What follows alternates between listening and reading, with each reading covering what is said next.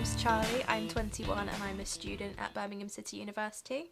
This summer I went to Thailand for 3 weeks, and it was a Challenges Abroad arranged thing. So basically there's a website called Challenges Abroad and it's got loads of different things you can do, and they work closely with this charity called Future Sense Foundation. So the opportunity came to me through university. In order to go you have to raise the money, so as long as you're good at fundraising and you can get the amount of money that you need. So in this case I think it was £2,250, which is a lot of money, but myself and the other people that went put on events and stuff to raise the money. So in theory you can go for free if you put the effort into the fundraising. The first week we went to this place called Mela Village, which is way up in the hills. We spent a week there looking after the children. In the daytime we teach them, so we taught them basic English and media. That was basically the whole point of the trip, was to help the communities and teach them, which was really fun. And it was really rewarding as well, seeing at the beginning of the week where the kids were and at the end of the week how much they'd learnt. So that was really fun. We spent a week at Mela Village, and then after that we went and spent the remaining 2 weeks in the Chiang Mai area. We did teach at a school for a few days then as well, and we visited temples with monks and taught them for a day as well. But we did have a lot of free time to go and actually explore Thailand itself, so we went to a couple of Buddhist temples. We went to this canyon, which was really, really, really fun. We all jumped off the top and it was really far down. It was like the scariest thing ever. It took me about 20 minutes to build the courage to actually jump. But I did it, and it was terrifying but really cool.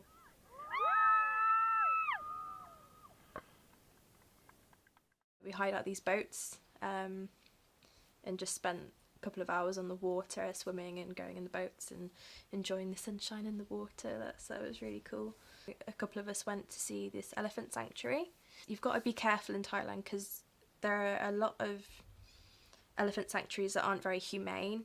They can mistreat the elephants, so you've got to be really, really careful and make sure that the sanctuaries don't ride the elephants, and that they look after them properly. So you've got to do a bit of research before you go and spend the day with elephants. Baby, Christina, the first one naughty boy, the second one Sky, who walked with my uncle. There's loads of different markets over there. They sell food, clothes, handmade crafts and stuff.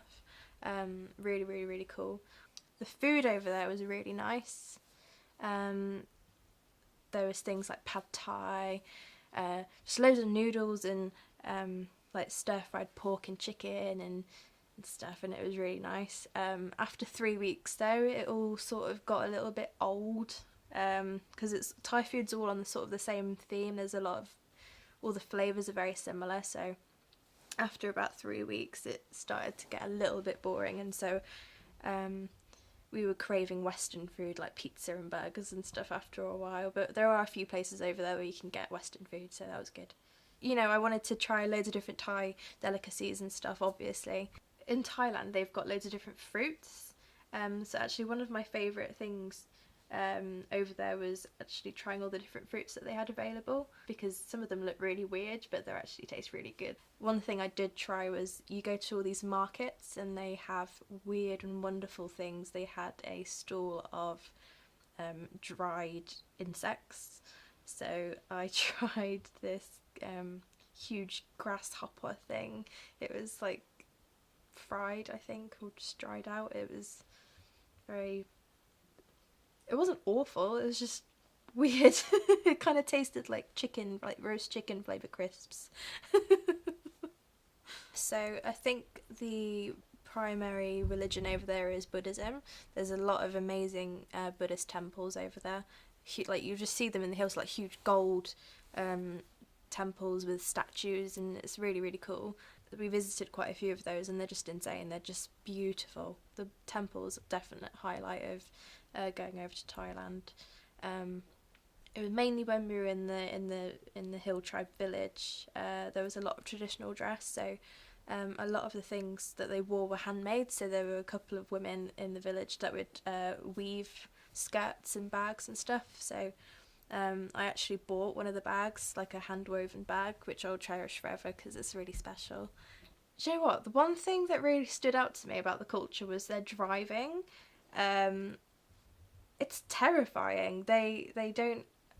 I mean, for them it's fine, but for us not having experienced it before, it's really quite worrying. People overtaking on really windy roads, and there are a few moments when we were like traveling from place to place in this van, and I was just like had my eyes closed because I just didn't want to know what was happening. And also you'd see like people with bikes just piled high with stuff, and you'd see mopeds with like 5 people on it, so you'd have like mum, dad, 2 or 3 children on this one moped. It was ridiculous. I think it was mainly the wildlife, in particular the bugs and stuff, that was quite difficult to get used to. I think after a couple of days it doesn't affect you as much, and it's not as scary with all these bugs and stuff flying around you. You do get used to it eventually. Thailand's a really amazing place to go to, but you do have to be prepared, so you've got to go and get all your vaccinations, assuming that you haven't had them all before.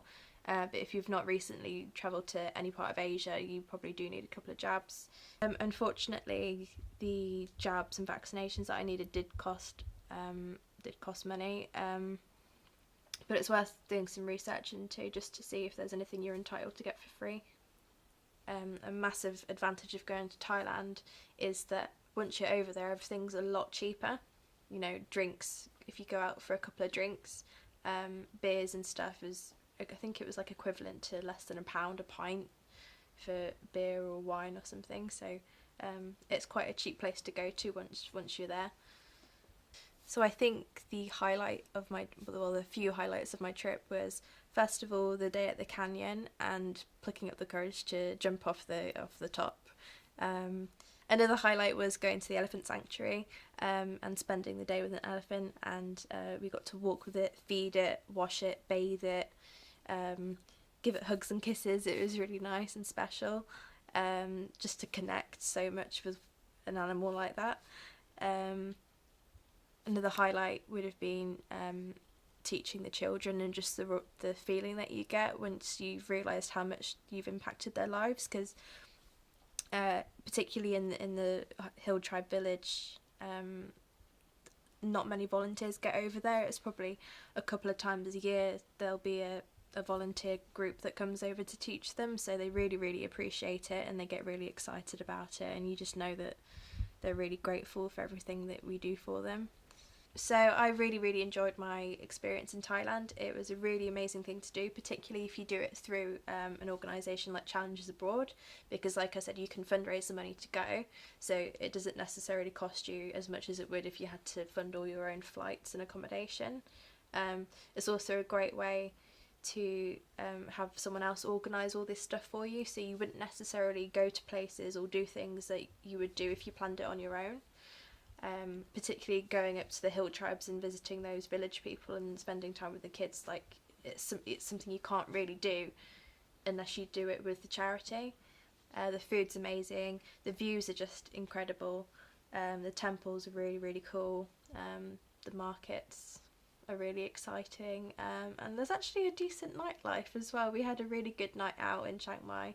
If I was going to summarise my trip to Thailand in one sentence, I would say it was a challenge, but it was definitely a once-in-a-lifetime experience. So I would totally recommend it, 100%. It's one of the places I think you have to go to before you die.